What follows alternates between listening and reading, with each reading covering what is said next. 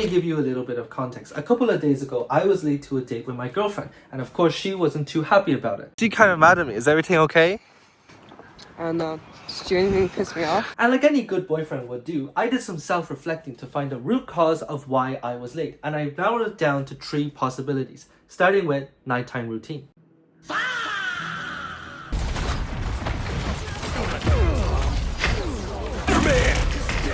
No! As demonstrated, very relaxing, low blood pressure nighttime activities. The next possibility on the list could be the morning routine.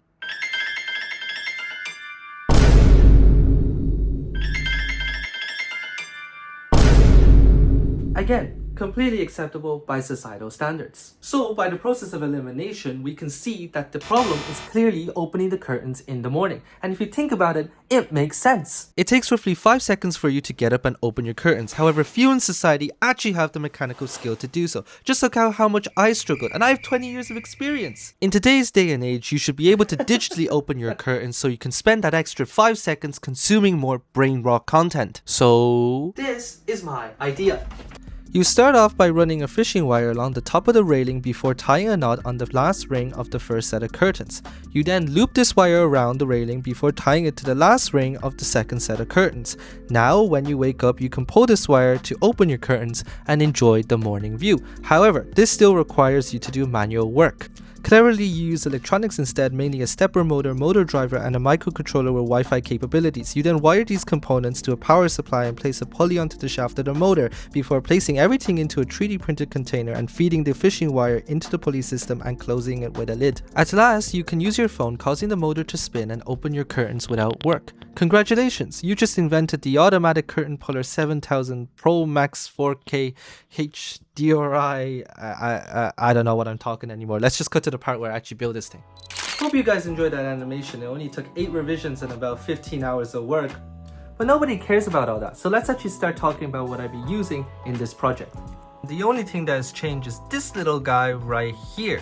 Now, why do we need this guy? Well, the motor only takes 24 volts of electricity, but the Arduino board here can only take 5, which means without this little guy, this board will fry and catch on fire. So this cleverly converts the 24 volts into 5 volts, and a bada bing, bada boom, you have a working circuit, nothing's on fire, and everything works. But Jyla, I hear you ask, how are you going to make the curtains open and close by pushing a button on your phone? I am getting to that part. If you just be patient for 1 goddamn second, it'll cut to that part of the video where I explain everything with nicely paced music. This library allows you to make a web server that you can use to control the Arduino on your phone through a web page. The library below it allows you to set the speed and direction of the motor. Scroll past this filler arc real quick into the main web page designing arc.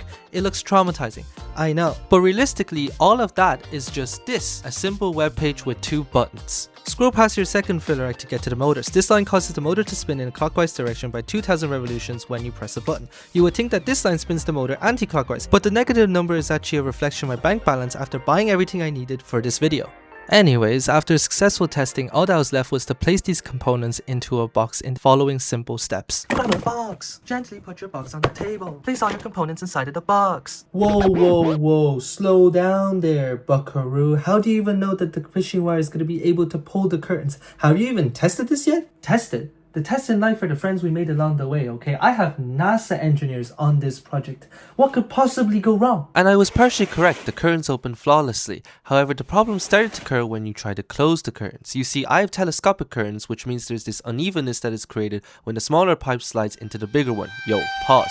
I wanted to move this unevenness towards the center, that way the curtains will miss it completely as they slide back and forth. You see the vision, right? The vision's there, the execution was not. Looks familiar, right? If not, you have the attention span of a pineapple. After salvaging everything and repairing the curtains, I tested it again and it worked great. Now back to our regular scheduled program. Cut the necessary holes in the box. Tape everything down. Tape everything down on the outside. Attach it to your curtains. Make sure you get a good night's rest so you can test it in the morning. Damn, that's crazy.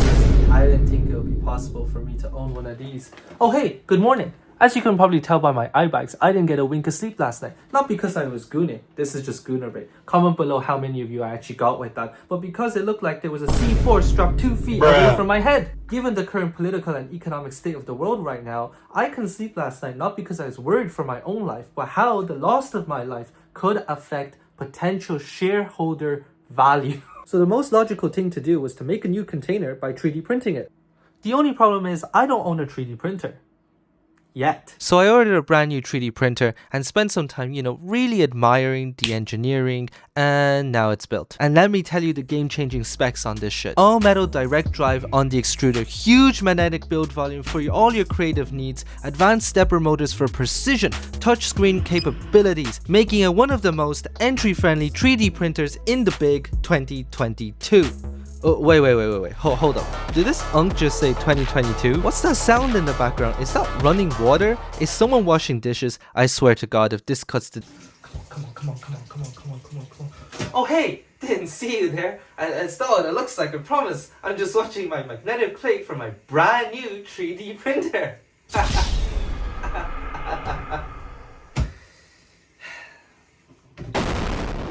Okay, fine, you got me. It's not a brand new 3D printer. I lied. But not because I wanted to, but because 3D printers are fucking expensive. Like 300 euros type money, type I don't have, type expensive. So instead, like any broke dipshit would do, I started lowballing any person I can find on Vinted, which is like a European version of Facebook Marketplace, to sell me their wanted, dusty, 4-year-old garbage 3D printer. Which is why I'm here washing this magnetic plate.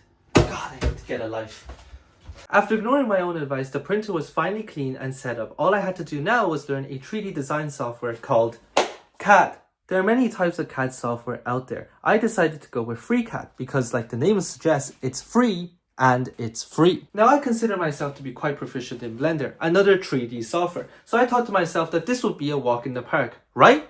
Wrong! The two softwares were fundamentally different. Blender uses polygonal modeling, which allows you to drag any vertice in the 3D space, which gives you greater creative freedom and flexibility, suitable for 3D artists, aka the unemployed. While FreeCAD uses parametric modeling, which is basically using formula and constraints to make very precise components. This is very suitable for employed people such as engineers, and in recent times a small group of unemployed people, aka architects. Anyways, you are now watching live footage of me struggling with the most basic operations in FreeCAD. Damn, I look confused. And after repeated error after error after error and a small breakdown later, I finally managed to design this piece of shit. It's been 6 weeks since that last clip and this one. I had to fly back home to Shanghai, and honestly, I'm kind of worried if this is all gonna work because I didn't get a chance to test it before I left. And also, it's my first time building one of these things. So I just guess there's one way to find out, bro. I'm just gonna attach this on top of the railing over there, and maybe I'll see you guys back for a successful test. You're about to see the definition of wishful thinking. Let's just press open. Oh! Yes! No! After that spectacular demonstration of wishful thinking, I performed an extensive crash site analysis and found a number of problems that needed to be improved upon. First of all, the motor tilted and slipped out too much when horizontal force acted on it, which caused... and the tangling of fishing wires. Also, the curtains only opened about halfway, which meant I needed to adjust the code. So instead of vibe coding, I decided to sit down and put my own coding skills to use using some very technical techniques. I then secured the motor in place using Velcro and designed a new pulley to ensure it could take the weight, and I was ready to give it another try. Okay, let's give this another go. Just open curtains. Oh shit! It's working! It actually worked! Holy shit! That's it! It's done! It works!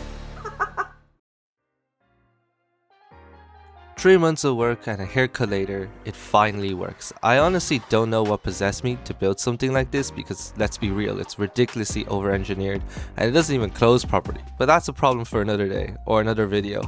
I'm not even sure if I post this, but I guess the takeaway is this: never stop learning new things even if they seem completely pointless. One day you might look back and actually be proud of what you built.